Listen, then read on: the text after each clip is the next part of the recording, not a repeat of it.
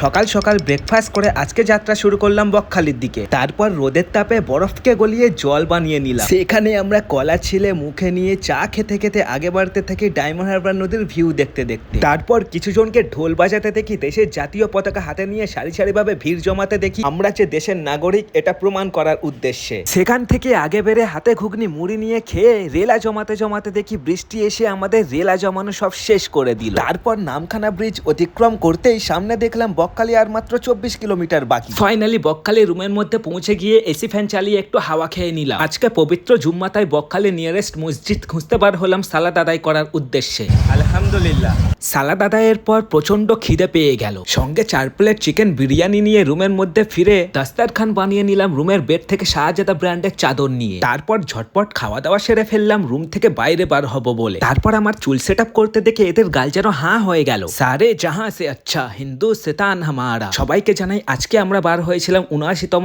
Independence day উপলক্ষে। Finally আমরা Bakkhali view পয়েন্টের দিকে আগে বাড়তে থাকি। আগে বাড়তেই সামনে দেখলাম এক সতর্ক বার্তা, তোমরা পজ বা পাউজ করে দেখে নিতে পারো। ইন্ডিপেন্ডেন্স ডে উপলক্ষে প্রচন্ড ভিড় জমেছে। এখানে খাবার দোকান, মাছের দোকান, ভুট্টা থেকে ফুচকা থেকে আইসক্রিম, ডাবের পানি সবকিছু পেয়ে যাবে, শুধু টাকার অভাব না থাকলে। মাত্র 100 টাকার বিনিময়ে ঘোড়ার পিঠে বসে নিজেকে রাজা অনুভব করতে পারবে। হঠাৎ আমরা ড্রোন ভিউ নেব প্ল্যান করলাম, কিছু অচেনা কুকুর এসে আমাদের প্ল্যানে পানি ফেলে দিতে আসে। তারপর আমরা বাড়ি ফেরার পথে একটা টি ক্যাফে হোল্ড করলাম। সর্বপ্রথমে ডিম নিলাম, তারপর গ্রিন টি নিলাম, যেটা খেয়ে আমি আমার ভবিষ্যৎ দেখতে পাই। আমি আমার ভবিষ্যৎ দেখি, তোমরা ততক্ষণ লাইক কমেন্টের সঙ্গে টুকুস করে শেয়ার করে দাও ভাই। Subscribe please.